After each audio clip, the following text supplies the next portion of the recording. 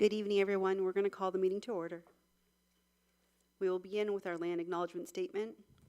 We acknowledge that the ground on which we live is the traditional territory of Caldwell First Nation, of the Three Fires Confederacy, and the original people of Point Pelee and Pelee Island, and its surrounding lands and waters, and that of the Huron-Wendat and Wyandot peoples. We recognize and respect the First Nations who are stewards of the land and waters of Turtle Island and who have embraced this stewardship since time immemorial. We would also like to acknowledge contributions of other nearby First Nation communities and all original people across Turtle Island.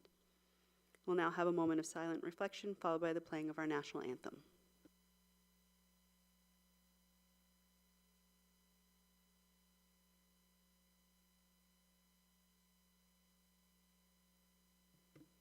Please stand for the playing of the national anthem.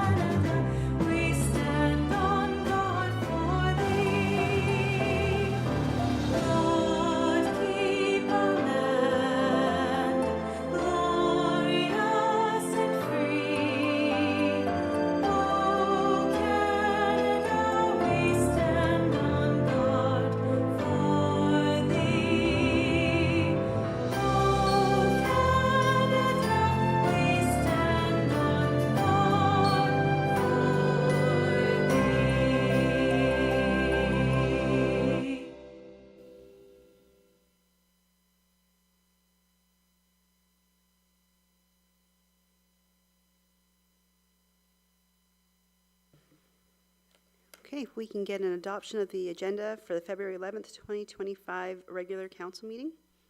Moved by Councilor Riccio Spagnola, support by Councilor Burns. All in favor? And that carries. Any disclosures of pecuniary interest? Councilor Burns and then Councilor Carrick. I will declare a conflict of interest on L1. My motion. Thank you. Councilor Carrick? Yes. Each item 2, parent direct conflict.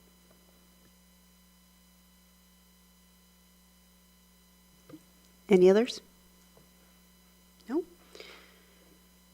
And if we can get adoption of our minutes of the public planning meeting, the regular meeting of council, and the closed meeting of council held on January 28th, 2025 be adopted as presented. Councilor Carrick and Councilor Reno, all in favor? And that carries as well. As you know, February is Black History Month.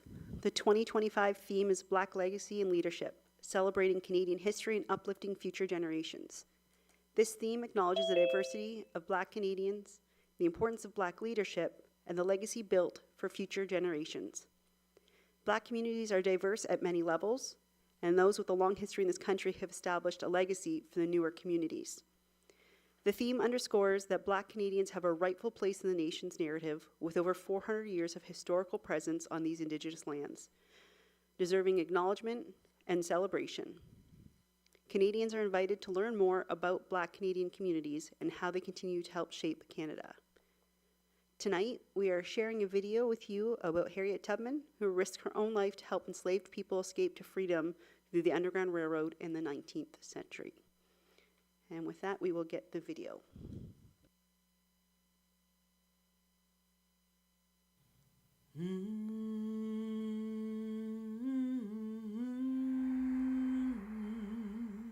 The Underground Railroad was a secret network of routes and safe houses that helped people escape slavery to settle in Canada as well as in some free northern states. Some believe that secret messages in the form of quilt patterns helped enslaved African men and women escape the bonds of captivity in the southern states.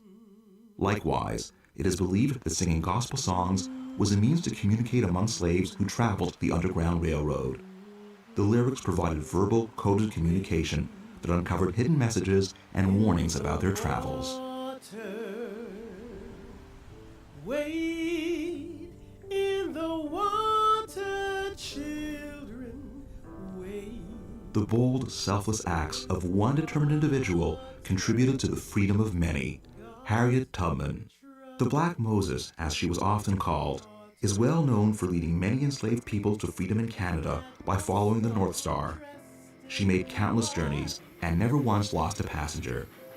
Tubman, a runaway slave from Maryland, was determined to abolish the misery and suffering of her people. Before achieving fame as a conductor on the Underground Railroad, Tubman was an enslaved African woman. She felt like she almost was actually free as she toiled with little supervision while felling trees and cutting up lumber in Maryland. Once, while in the fields, she saw someone trying to escape and got involved. She was injured and in turn became more steadfast in her wish to be free. Tubman was the youngest of her family and worked with them in the fields. When she married and discovered her husband was not willing to head north with her, she set out alone. She then ventured to Philadelphia, where she associated with abolitionists and learned about the connections of the Underground Railroad. When the far-reaching United States Fugitive Law was passed in 1850, Harriet Tubman guided fugitive enslaved African men and women into Canada.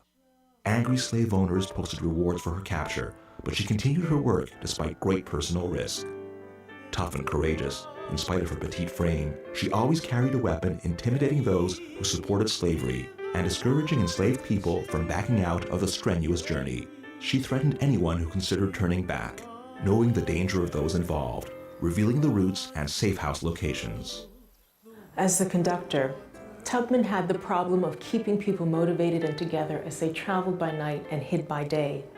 Because Tubman was so successful at organizing these group escapes, slave owners offered high rewards for her capture. She is thought to have led as many as 19 rescue missions. While the possibility of torture or death or being resold into the Deep South always existed, it was the loss of family members that Tubman feared most. She made a point of rescuing all of her family, settling them in both Ontario and later New York State. She gave her life to making people free. St. Catharines, Ontario was one of the towns in which Harriet passed through on her journeys.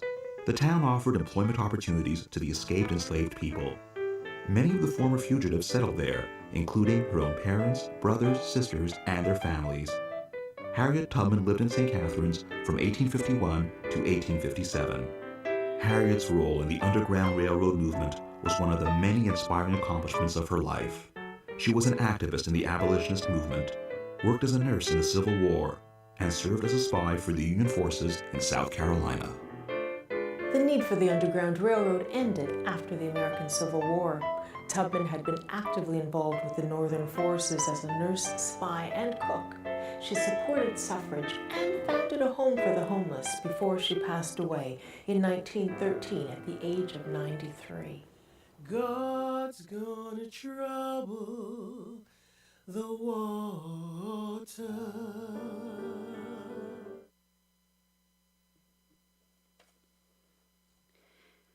Okay, next on the agenda, we have mayor's comments, and we just have a few tonight. Matchett Road Bridge over Turkey Creek project began this week. So to repair the bridge and upgrade the sidewalk to a multi-use path, it'll be done in 2 stages. Now until early April, there'll be narrow lanes and occasional lane closures, so please expect delays.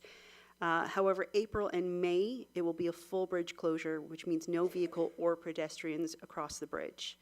Follow posted detour routes and expect completion hopefully by June. More information on the Public Works project page on our website is available.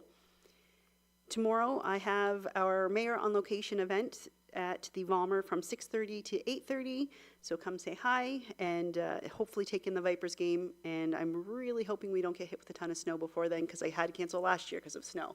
So hopefully it all pans out, but come visit tomorrow night at the Valmer.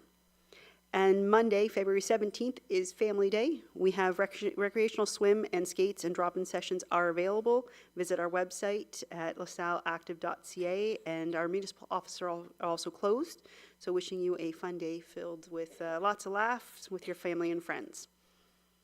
And with that, we will move on with the agenda. We have nothing for public meetings and or hearings or presentations and delegations, so we'll move into item H1, which is staff reports. It's the fill permit review for 7619 Broderick Road, and I'm going to turn that over to our supervisor of engineering, Mr. Bartlett. Thank you, and good evening, members of council.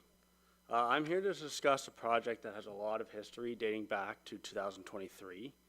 This is regarding a fill permit that was for the site known as Hamilton Driving Range at 7619 Broderick Road. The goal tonight is to come up with a solution that works for the neighboring residents, works for the town, and works for the property owner itself. The site work started back in 2023. Unapproved by the town, they started importing fill material. Once we were made aware of this, we issued a stop work order and had all trucks stop bringing in material right away. The owner then filed a fill permit, which we issued in May of 2024 to complete the works, which included creating a berm with the imported clay fill around the existing driving range. The site was required to be restored and seeded by December of 2024, as per that fill permit. The owner had many issues with the original contractor last summer. Things kept getting delayed and delayed. In October of 2024, the original contractor was removed from the site and the owner hired a new contractor to try and complete the works. However, they failed to meet the December deadline.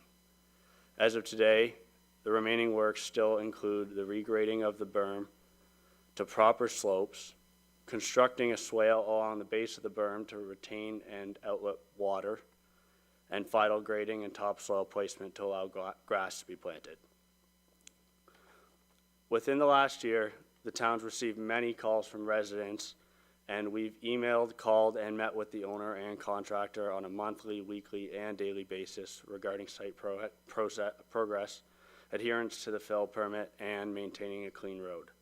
We've been on site, we've seen the issues, and we've tried to work with the owner to resolve them as soon as possible. At this point, we've exhausted all of our options to keeping the site clean. This includes an outstanding invoice that the owner has not paid for the town to clean the road. Most recently, the owner is exploring opportunities to extend his current fill permit, and the town has provided conditions for an extension, which include receival of a security deposit, a revised deadline, and some other conditions as well. No response has been received from the property owner at this time. We're at the point now where we need to see the work properly finished. We want this to be completed by June of 2025, and through the fill bylaw, administration requires council's directive to start this process now. The costs involved to complete the works will be to include regrading of the berm to proper slopes so that grass can be maintained once complete. That also includes constructing of the swale and final grading and topsoil.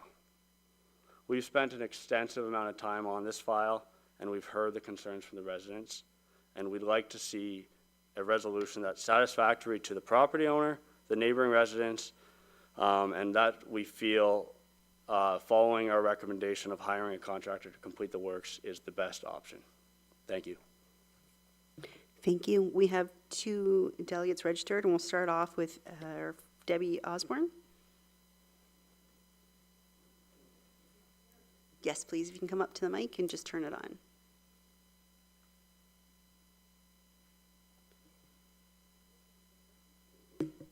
That's it. Okay. First of all, the hill at the back was done at least a year without a permit, which has been spoken. We as neighbors complained to the township. We couldn't believe anyone could truck in a 30-foot hill next to our property line. We used to see clear through to disputed road, amazing sunsets. Now all we see is clay bricks, wood, cement slabs, tiles, and plastic. It's a dump. Could you imagine if everyone in LaSalle put up 30-foot hills? We were told the project was approved to stop us from draining on his property and that the golf nets would be put up on top of the hills. His ponding was the result of low-lying areas in the range that pooled the water. He told us the tile bed he has was old, plugged, damaged, and not draining properly. Funny fact is, after all this dirt, he's still ponding. They were skating on it recently. We are the lowest property in this area. Both our neighbors right and left drain on us. They can cut their grass in the afternoon after a storm. We have to wait several days, sometimes weeks. Our house is 102 years old, built at the back of the property. The land is low. His new hill is draining on us. We are flooded worse than in 60 years the family has owned this property. I don't understand why proper drainage was not addressed immediately after this hill, or better still, before the hill, as is required on the permits. We were told the noise and dust would be controlled. The trucks running 7 a.m. till dark, 7 days a week. A steady line of trucks destroying the road, causing traffic issues, loud noises from tailgates slamming 3 and 4 times each, dust everywhere. We can't open a window, our cars are covered, patios, furnitures, barbecues, pools. We couldn't sit out on the porch and have a coffee in the morning. We were told the solution was grass on the top of the hill to stop the dust. That obviously was not done with dealing with these issues now. And grass on a dump hill is like lipstick on a pig. It's still a pig. So someone came out to show me how far this hill was coming to my property line, because it's supposed to be 2 meters away, what the drainage will be. He said, good news, the trucks are done. A swale or ditch will be put in to stop the water. Next days, the trucks were added again. At this point, I didn't feel I was getting the answers, so I contacted the mayor. She put me in touch with the person in charge and one other person working on this. I received a conference call. She mentioned the project was a mess, and I totally agreed. She said she had contacted the owner and the project was to be completed ASAP. The other person was to contact me weekly with updates as the project moved forward. After a couple of weeks, no progress and no report, I contacted him. He said he hadn't been to the site. He also said ASAP wasn't going to happen, as he has till December to continue to dump. At this time, if the project wasn't completed, the town would take over. I asked, does that mean another summer? He said no, as soon as the winter breaks. No progress was attempted on my side of the hill at all. So the next thing was I seen the owner out there with Big O in his hands. He was digging small holes and putting the pipe in and burying it. When I contacted them about this, and why not a ditch or a swale, they said the owner could choose what method. I asked if anyone was going to inspect it, as I thought it wasn't done properly. I was told the township was too busy with not enough inspectors. January comes around and the trucks are still dumping. I contacted them again asking why, and I was told the dumping was done as of December and the town was going to take over. So again, I was told the extended time was till February, but only for topsoil. Like it matters what's in these trucks. They're still mudding the road, banging tailgates, and using vibration boxes as well. I asked if anyone was checking to see if it was topsoil. I was told they weren't allowed on the property without council's permission. So the little Big O did nothing, of course. We're still flooded. I'm actually flooded very badly with my sump pump running all the time. I have concerns. It's an old house with old foundation. I need a solution way before your May date with spring thaw and April showers and all. Some of my final thoughts and opinions: this project caused the road to be ruined. Not sure anyone should be able to put 30-foot hills in their yard.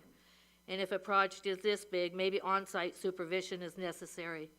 You need to have someone to enforce the permit rules, as most of them have been broken. Why have rules with no one to enforce them?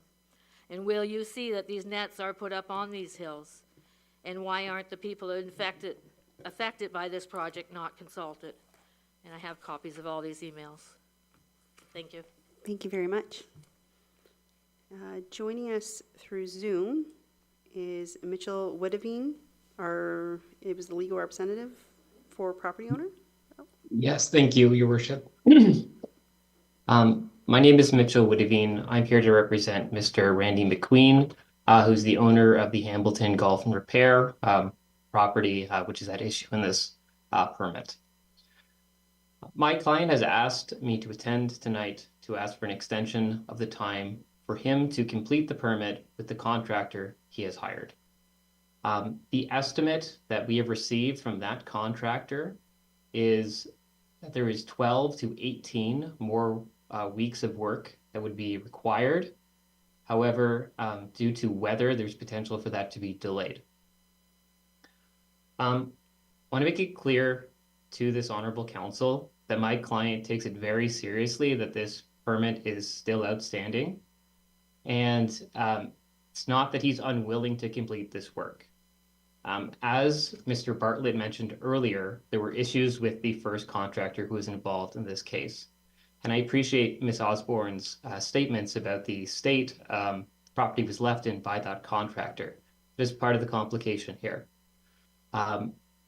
My client is not throwing in the towel. He has hired a new contractor. He has done much work since then, but it's not as simple as it was before that contractor got involved.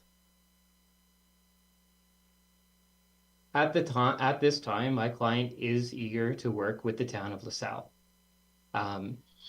He has personally gone to this, he has personally been on this site doing work in a small tractor for 10 hours a day, 6 days a week in the months of September and October. I appreciate that when this report was prepared, which was in January, one of the stated reasons for the report being brought at this council meeting was to have an update on what work has been conducted since that time. It is my understanding that there has been continuing, that the contractor has continued to bring in additional soil to complete the work that is being done on this permit. So at no point has the work stopped, and it's not as though my client is not interested in seeing this through to the end with the town. I don't believe it's in the interest of either my clients or the town at this stage to hire an independent contractor. To begin, I don't believe it's efficient, seeing as there's already a contractor on site who is doing this work. There's no reason to believe that hiring another contractor and bringing them in to take over the project is going to be more efficient than allowing the current contractor to continue with an extension.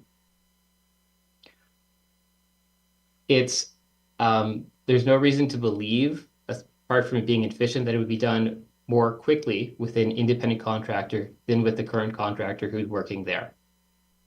I understand that the history of this project has, the town looking at why is it taking so long?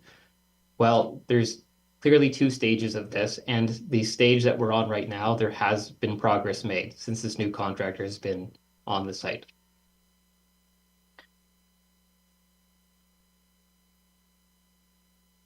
I appreciate that there have been complaints from members of the public about the state of this property, and my client is not happy about it either. This is a business that he wants to run. It is a business he's passionate about. He is a passionate person about golf, and it pains him that it's not completed yet to his satisfaction.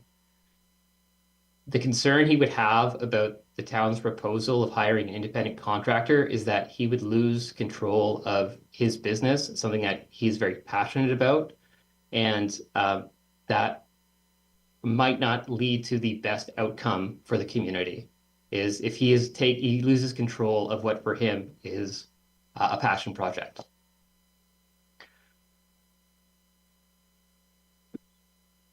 Subject to any questions, those are really the comments I wanted to make on this case. Thank you very much. Members of council, do you have any questions or comments? Councillor Burns. Yes. I hear about Mr. McQueen's passion. But as a good neighbor, he's been a terrible neighbor. I've spoken to him, and I wouldn't want it in my backyard, and I would suggest to you, you wouldn't want it in your backyard. These people have put up, literally, with hell. You don't talk about the fact that we've been out and met with him X number of times. You don't talk about the fact that we had to send trucks in to clean up his mess on the road. You don't talk about the fact that starting at 7 in the morning and going till 7 at night, his contractor should have had this done now. I don't care, get another one or not. But I can tell you, I've never heard from these people on Disputed in my 28 years on council of any other concerns. And Mr. McQueen has had plenty of opportunity to correct it. He chose not to.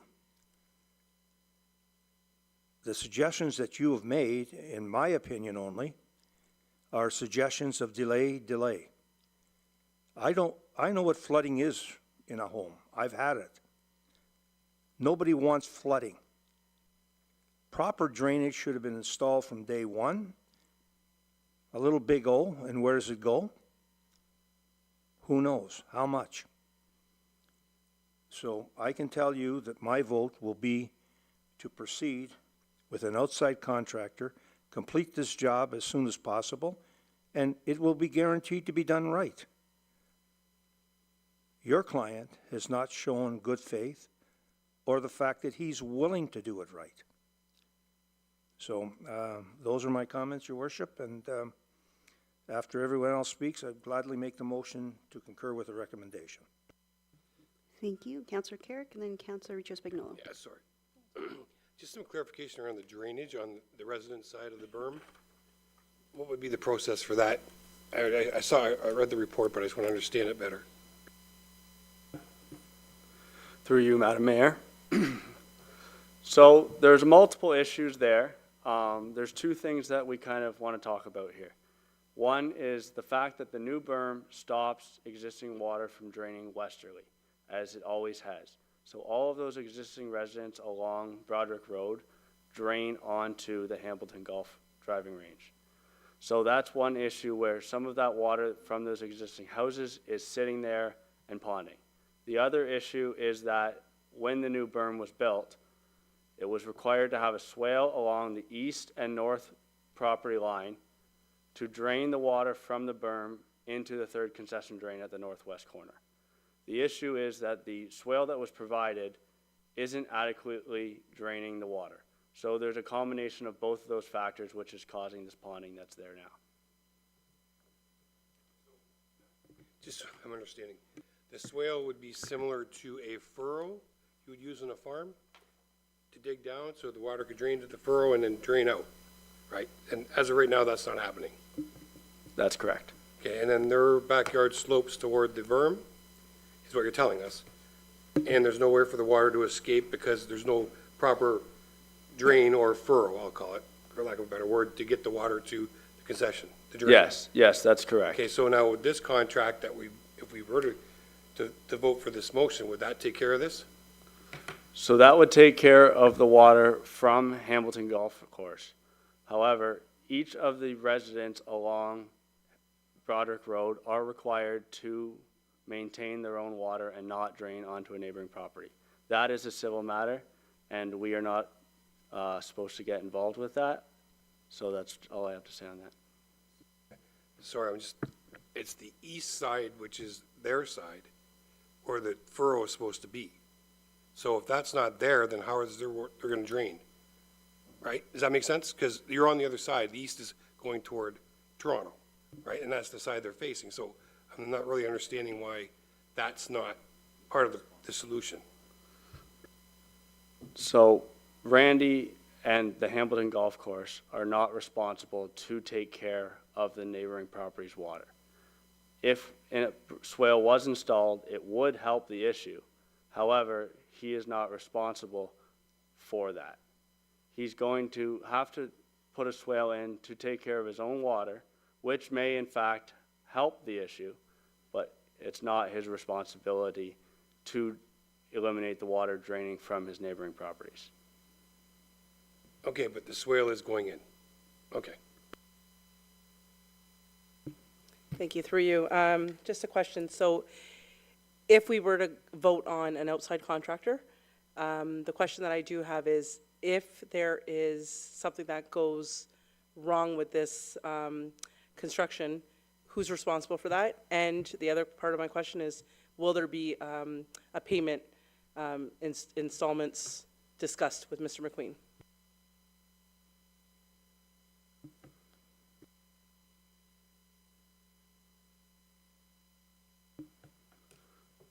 Through you, Madam Mayor. So to your first question, through the hiring of a new contractor, the new contractor will have insurance, and we will name both the property owner and the town of LaSalle as additionally insured to ensure that everything is correct, and completed as properly requested. I'll let somebody else speak to the payment.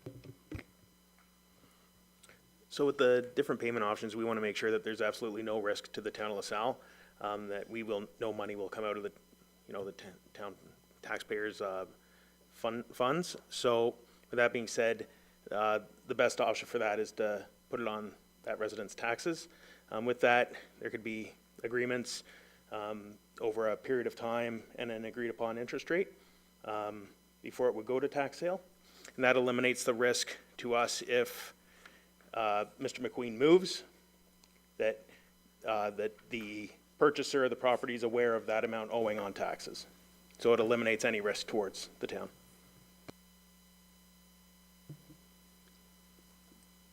Councillor Kick, did you want to follow up on that, or? Okay, Deputy Mayor Capata? Thank you, Your Worship. Through you, I drove the road, and I'd like to hear about I've heard about the status of the road itself. Maybe I went through when it was icy, snowy. I'm just trying to better understand. I understand what's been spoken about. I want to understand about the municipal roadway and if there's damage or what could be done to the road, what need be done to the road to correct it to a state of before, because I've heard about the trucks and I drove it and I'm just trying to better understand that for myself. So if someone could help me, I'd appreciate it. Through you, Madam Mayor, it just so happens before any of the work was happening at the site, the town was planning on reconstructing, milling and paving that roadway. So the repairs that Randy would have needed to be done will be handled through the mill and pave program. The road is in poor shape as it is. Those trucks amplified some of the areas that had already had some deficiencies and defects. However, due to the state of the road and to the operation of the mill and pave, that will be addressed through our mill and pave tender this year. Supplemental, Your Worship, through you, my background, so the Army guy in me knows you don't drive tracked vehicles on an asphalt road. If I had an armored personnel carrier and I went bombing around up roads, someone would come to me and stop me and say, you've done damage, therefore you are liable. I'm just trying to get an understanding about if we can identify the fact that damage has been done to the road. And I understand our milling and paving program, but I also understand that if I've damaged a piece of public infrastructure, and maybe the council can ask, is there not some potential liability if I damage it and the town, because we talked about tax dollars, and the town then repairs it? Through you, Madam Mayor. It's always, when this happens, because, it's not the first time big trucks have run down our roads and we say it's damaging them. And it does to a certain extent, but it's so difficult to prove to what extent and to what value. Unfortunately, this road was in very poor condition to begin with. So it's very poor to very, very poor is kind of where we went. And it kind of resulted in the same amount of work that we just coincidentally were scheduled to do anyways in the next year or two. So whenever we do face this question, it is difficult to do. And even when we look at our permitting process and whether it's a small amount of work or bigger works or development, and we're looking at securities to kind of take care of potential damages, it's so hard to quantify what the potential damages could be. And when you look at an entire roadway and the costs that it could add up to, it's really difficult to try to quantify it and give it something with any specificity. Last one, Your Worship, timelines. Just not being a builder, not understanding the depth and breadth of what has been done on this property, but having worked on things that you believe that this piece is good and then you remove that piece, you find out that it's not. Is it possible that the reworking, if we went with our contractor, could by default take longer once they start to dig, expose, validate, as the presenter spoke about pipes being put into the ground? Might there be other works that could be exposed that take longer, and therefore the residents who are here have to, and I will use the word respectfully, suffer longer while it's being worked on? Or is there a it shall be completed by date. That's what I'm looking for. Thank you, Your Worship. Through you, Madam Mayor. Thank you for that. And a couple points to kind of point out. The contractor that's out there now is currently only working with 2 pieces of equipment and 1 or 2 staff. We expect that if we hire a contractor, we would have a lot more equipment and staff on site to be able to complete the works quicker than what it is being done at the rate now. So we expect that we should be able to meet our timelines and be quicker than our anticipated June completion date, which is when the road is going to be rehabbed. So we want to make sure that we're done before June. That's our goal. Those are my questions. Thank you, Your Worship. Councillor Reno? Thank you, Your Worship. My question for administration, it's my understanding through this whole process that the end game would be to have these 30-foot berms, excuse me, with nets on top to protect the homes from the golf balls that have been flying around. And we heard about that. The presenter talked about those nets. Are those nets going to be part of our contract? Are we going to take care of the nets as well? Or is that going to be left to the owner when we put the berm in? Through you, Madam Mayor. The nets are not part of this contract and would be left to the homeowner or the property owner to complete after this is completed.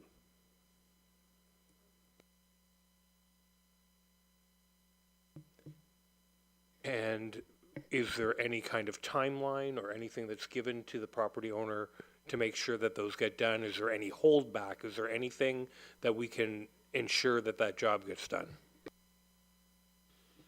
I think, just for clarification purposes, what we're discussing tonight is the fill permit, which is really just dealing with the berms. It has nothing to do with the fencing or the netting. And I don't believe we have anything in our authority in the municipality to enforce him to put the netting, even though it's been discussed. Maybe you could elaborate on that. Yep, thank you, through you, Madam Mayor. So to answer that question, no, we don't. We don't really have a mechanism in place to ensure that the nets do go back on top of the berm. With the fill permit itself, it's really to ensure, the work that we're doing is really to ensure that the slopes of the berm are graded properly, especially on the outsides of them, and to ensure that the drainage is in there.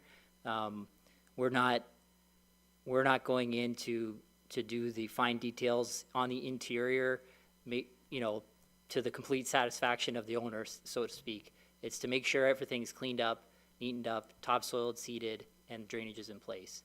Beyond that, when it comes to, in the real interior of the site, that's really what the owner's going to be responsible for. And the nets, again, I don't see that we have a mechanism really in place to make sure that the nets go in. It's not part of the fill bylaw, and I don't know that it's really contemplated in our fence bylaw. So unless administration has any other comments on it. Yeah, those types of things really get covered through a site plan agreement, which this didn't trigger a site plan agreement situation. Okay, I can appreciate that. Thank you. Councillor Burns? Just have, through your worship, to administration. We put the drainage in. What do these people do with their backyards in?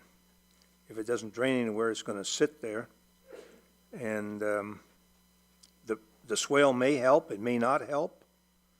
Do we have any mechanism that puts some kind of outlet there so the water would drain? I mean, if we're going to fix it, we should fix it so it satisfies everyone. It may be the individual property owner's responsibility, but is there a way to have them put the drainage in the back and hook into the swale? Through you, Madam Mayor. We cannot force the owner of the golf course to take care of their water. Sometimes it just works out that that's how it happens, but we cannot force that to happen. The real only legal mechanism to get them a legal drainage outlet is through the Drainage Act. So at the moment, there's no drain adjacent to their property. They don't, those properties have never, paid into having some sort of drainage outlet. However, there is a roadside ditch there. We typically allow folks to drain into the roadside ditch if they can make the grades work. The likelihood here, I'm not sure, that they're fairly deep lots. That's probably a shallow ditch. I don't know if that would work. That's something we could review with the homeowners on site. But ultimately, if they want a proper legal outlet, it would be to petition through the Drainage Act. Thank you very much. Councillor Carrick? So something similar on those lines then. So could the homeowner, go to the furrow and put like, they do in the fields there with the drainage piping? Could they actually put some in there and run it to that furrow so that they could drain their property to the furrow and then the furrow would take it out to their concession drain? Again, so that this theoretically, but those are those are private agreements. That's a private property giving water to another private property that we really have no control over administrating. So could it be done theoretically? Yes. Could all the neighbors kind of get along, come up with some sort of agreement to have some sort of common drainage back there? Theoretically, yes, but it's not something we can force, unfortunately. Any other questions or comments? Just a few. I know you mentioned June as a date. When is the soonest we could start the work? So basically, we need to wait for the weather to break to start the process on site. Hopefully, we can get some work started right away, just depending on weather conditions and temperatures. Right now, with the below freezing temperatures, it's very difficult to move soil around because it's frozen and doesn't grade well. But the first item that's on the list is definitely completing that swale to ensure that all of the water from Hamilton Golf Driving Range does not leave the property. That would be item number one. Perfect. You answered my next question, because I know Ms. Osborne was concerned with the spring thaw and how much worse it could get. So you've addressed my concern, which is trying to worry about that drainage aspect first before we look at making it pretty, I guess is the best way to look at it. And then for Mr. Witteveen, you mentioned that your property owner was willing to work with the municipality. And I know the municipality did provide some conditions, but nothing was mentioned regarding any of those. And in order to give him an extension, we had asked for a security deposit. Was that something he was willing to consider or no? So I have discussed that condition with him. In particular, he said he's not in a position to put down the security deposit, which the town of LaSalle was asking for. So for that reason, the terms which were previously suggested to him were not acceptable. Thank you very much. That answers my questions. So, members of council, there is a recommendation in front of you. Is there something you wanted to, Councillor Burns, go ahead. I will move the recommendation to proceed. Okay, so the recommendations at the report of the Supervisor of Engineering dated January 17th, 2025, PW 38, 2024, regarding the fill permit review 7619 Broderick Road be received, and that council approve administration the authority to hire a contractor to complete the unfinished works as per bylaw 7080, placing of fill or removal of topsoil on lands in the town of LaSalle. We have a mover, second, Councillor Renault, and all in favor. And that carries unanimously. Thank you very much. Moving on to item number 2, we have our Malden Road Phase 1 property acquisition. And we will turn that over to our legal counsel, Mr. Dedault. Good evening, Madam Mayor and members of council.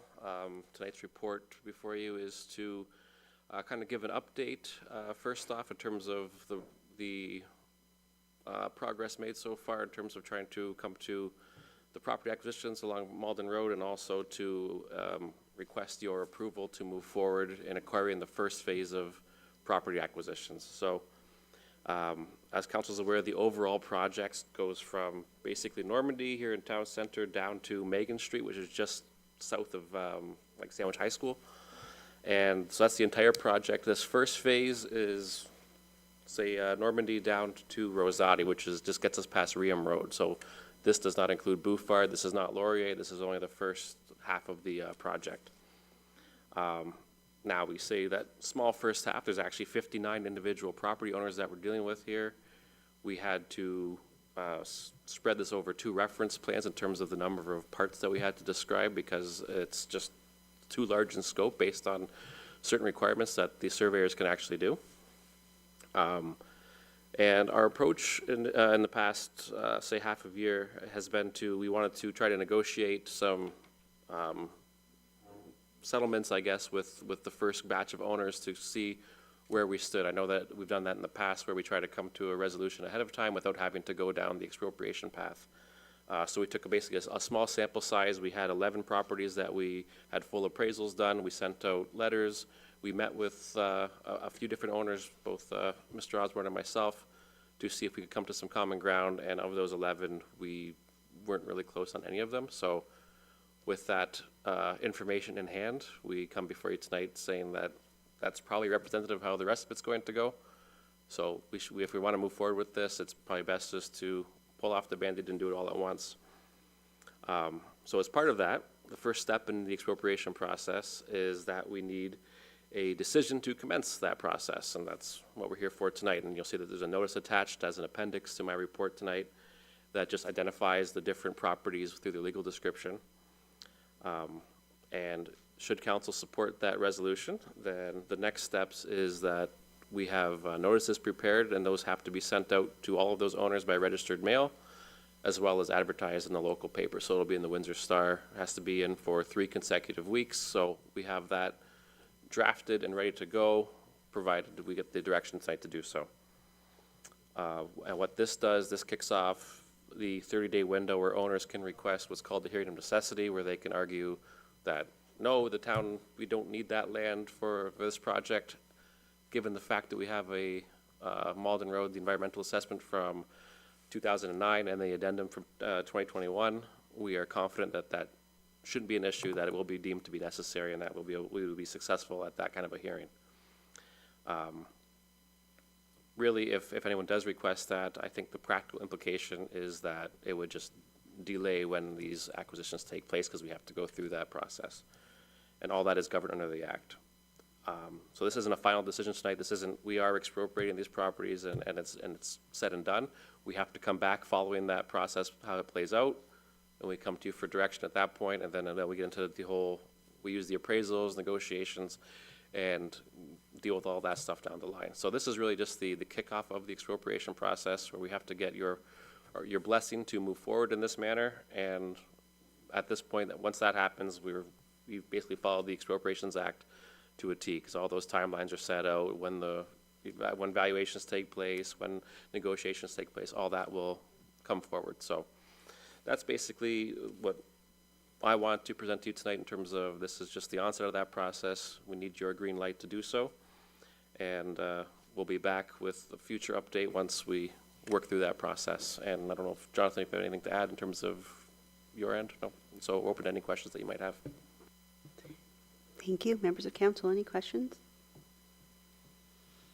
Have we been able to finalize an agreement with any of the property owners? Not at this point, no. Okay. Members of council. Councilor Reno? I think it's unfortunate. I mean, nobody ever really wants to use the word expropriation in these seats. But at the same time, I think it's fair to say from, estimates that we've had over the last couple of years that this process has added almost a year to our project, which seemed like a forever project when we announced it years ago.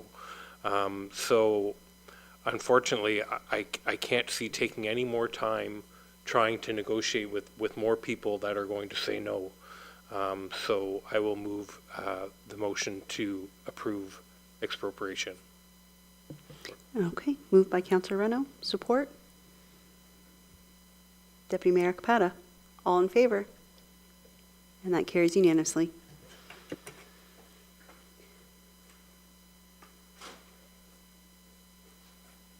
Where he went. Okay, we can move on to item number 3. We'll just wait for Councilor Carrick.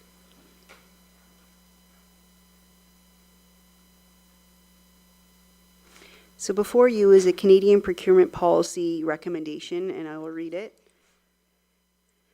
Whereas the town of LaSalle recognizes the importance of supporting local businesses and ensuring that public funds are invested in a manner that strengthens the local economy and builds a sustainable, resilient community. The Government of Canada and the Province of Ontario have programs and regulations in place that allow for local and national preferences in procurement policies, which could benefit Canadian businesses and industries. Promoting Canadian-made products and services through procurement practices helps sustain Canadian industries, create jobs, foster innovation, and contribute to the overall growth of the national economy. LaSalle acknowledges the economic value of boosting local businesses, especially small and medium-sized enterprises, by supporting them in accessing public procurement opportunities, thereby enhancing their competitiveness and long-term sustainability. A strong Canadian procurement policy ensures that tax dollars are spent wisely, while also supporting environmental sustainability, innovation, and the development of Canadian talent and skills in industries such as technology, manufacturing, and construction. The town of LaSalle recognizes that it is important for all levels of government to collaborate and work toward policies that will increase economic opportunities for Canadian citizens, businesses, and communities across the country.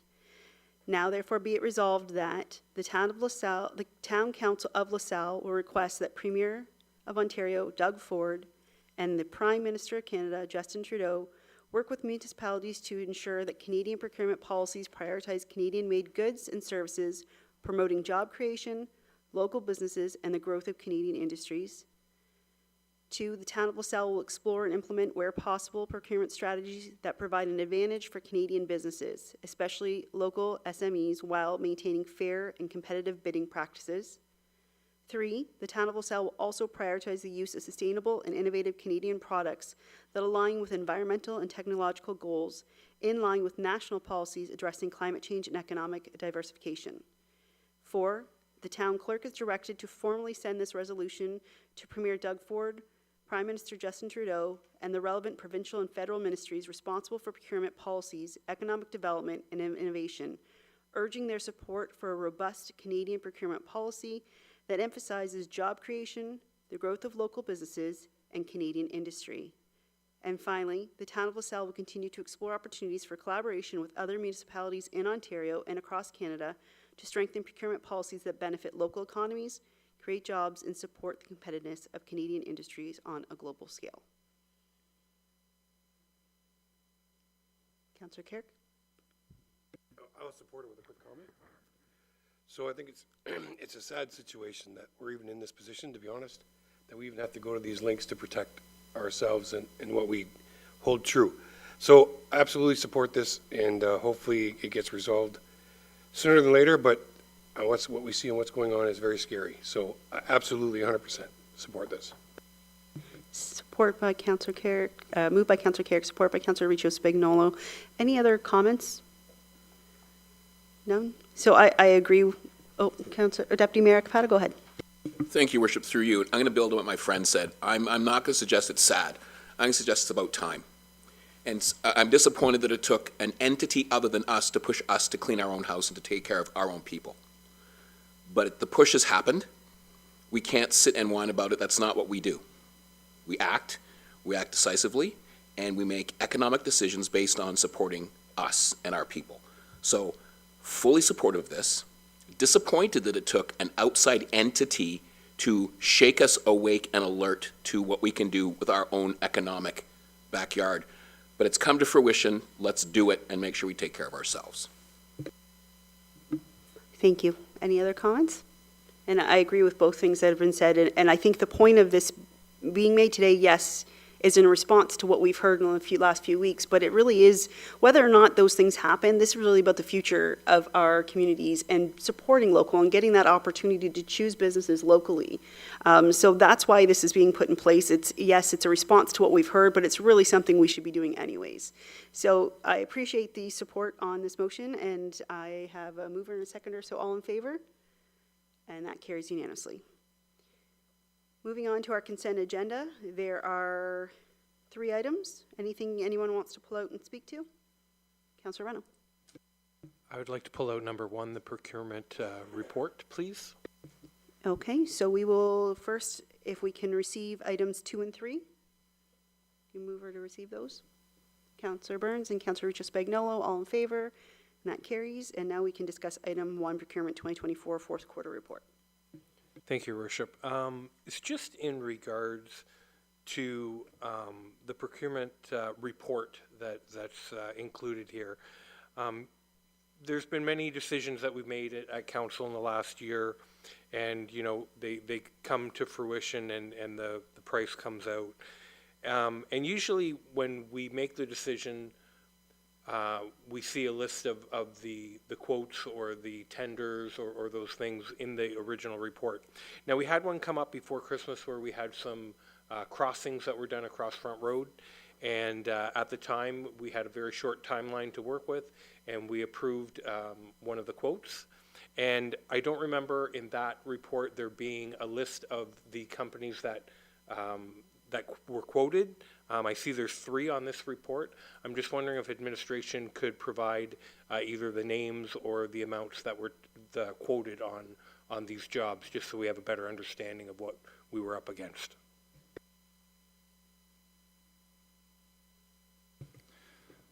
Thank you. Through you, Madam Mayor. So those were for the PXOs crossing along front. Is that what the 3 companies were Amico was the lowest bid, and GIP, and then it was Sterling Ridge were the 3 quotes that we went out. And from my recollection, Amico was $340, so it was about $115 per intersection. Sterling Ridge was about $30,000 more per intersection, and then GIP was $200,000 per intersection. So of the 3 that we actually got quotes from, we went with the lowest. We went with the lowest. Yep. Thank you very much. Yep. Any other questions? Can we get a motion to receive item 1 of the consent agenda? Moved by Deputy Mayor Capata, support by Councillor Reno. All in favor? And that carries unanimously. Item J, we have committee matters. We have just the Essex County Council highlights for the January 15th, 2025 meeting, and the recommendation is for those to be received. Any questions or comments on those? There being none, get a mover. Moved by Councillor Carrick, support by Councillor Burns. All in favor, and that carries. Questions and statements by council members? No? Okay. So we will move into our notices of motion.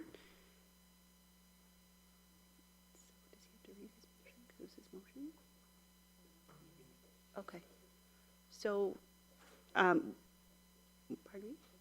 Yeah, we can discuss. But so normally the person who makes the motion would read the motion, but obviously it's a conflict. So everyone's had a chance to read the motion that was put before us, the notice of motion. So you have any questions or comments on that?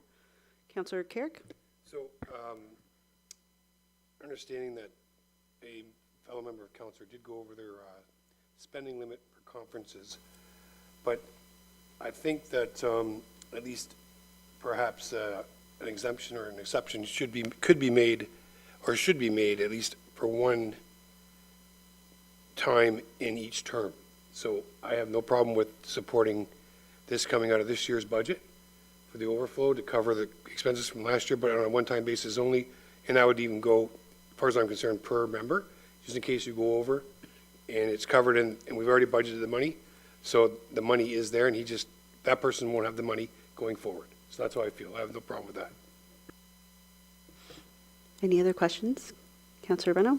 I mean, as the motion's written, is basically saying that, a member goes over this year, will allow them to take it from next year's budgeted amount. I mean, it seems to make sense to me. I mean, it's not hard to accidentally go over a little bit. I've seen that happen in the past. You get down to the fact that really before this term of council, we didn't actually even know some of the amounts. We've got a really good system now where we can track it, where we didn't really have that before. So I saw it happen a little bit more often back then. But I don't think it's unreasonable, because that's money that he could have used this year that he's just used too early. And the fact that there's no extra money being put into the budget for this, and there's no extras coming from anyone else, I think this is a reasonable motion. Any other questions or comments? Go ahead. Just to add, just so we have some clarity from members of council, the motion is to deal with this on a one-time basis. It is not to change the policy, which indicates that there is no carry forward or carry back. So if council wishes that, that would have to come under a separate motion to reconsider the policy. This is just to exempt this situation from the policy, just so we're clear. Deputy Mayor Capetta. Thank you, Madam Mayor, and thank you, Mr. CEO, for that point of clarification. Just to make sure that I understand some financing in my head. Over the term of council, this amount is there, and if I don't use it over the term of council, it's still budgeted for. So if people go, you've spent more in year one, but you don't spend anything in year 2 or year 3, the same amount's budgeted, and there's a net savings for the municipality. I just want to make sure that I understand that in year 1, if it was $1, in year 2 and year 3 it was $1, and you don't spend it, that you've spent $1 over the 4 years, despite the fact that we've budgeted for 4. So through you, Madam Mayor, the way our budgeting works is on an annualized basis. There's no budgeting over a term of council, so to speak. So in our current policy, we have a $7,500 allocation for training and conferences for each member of council.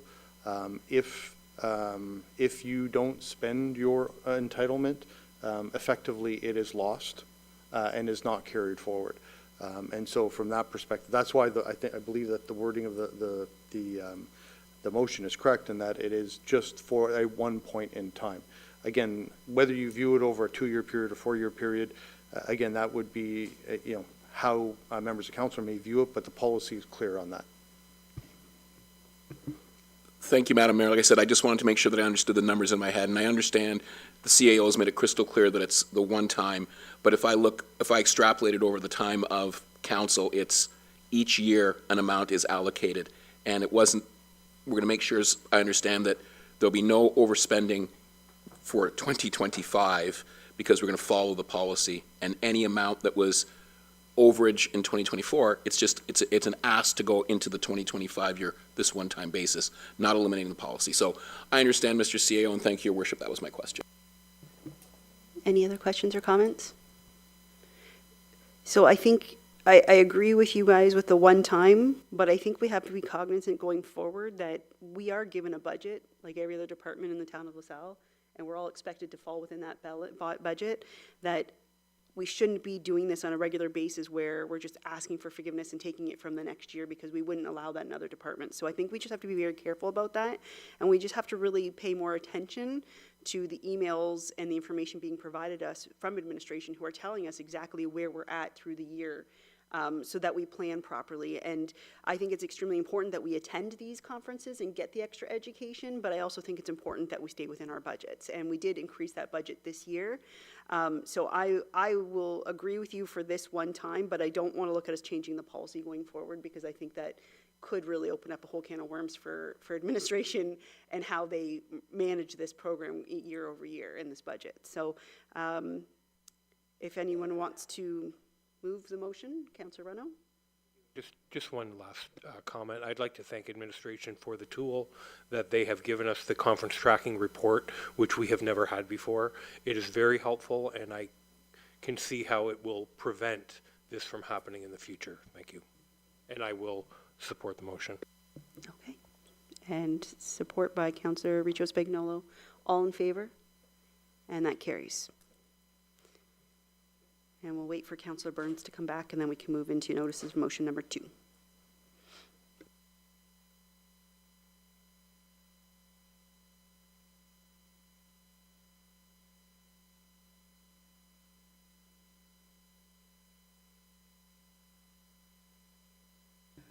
Okay, go ahead. Okay. I would like to put a motion forward, please. Whereas the council recognizes the importance of community events within the town of LaSalle and for the greater Windsor-Essex community, and whereas the council respects the collection and use of property taxation and council's obligation to be fiscal responsible, and whereas the town of LaSalle has a policy which does not permit the waiving of fees, be it resolved that in recognition of the importance of the 2025 Play for a Cure event which is held at the Valmer Recreation Center, that council authorize a one-time payment in the amount of $2,500 or some other amount in support of the event, and that these funds be drawn from the mayor and council program service grants account. Thank you.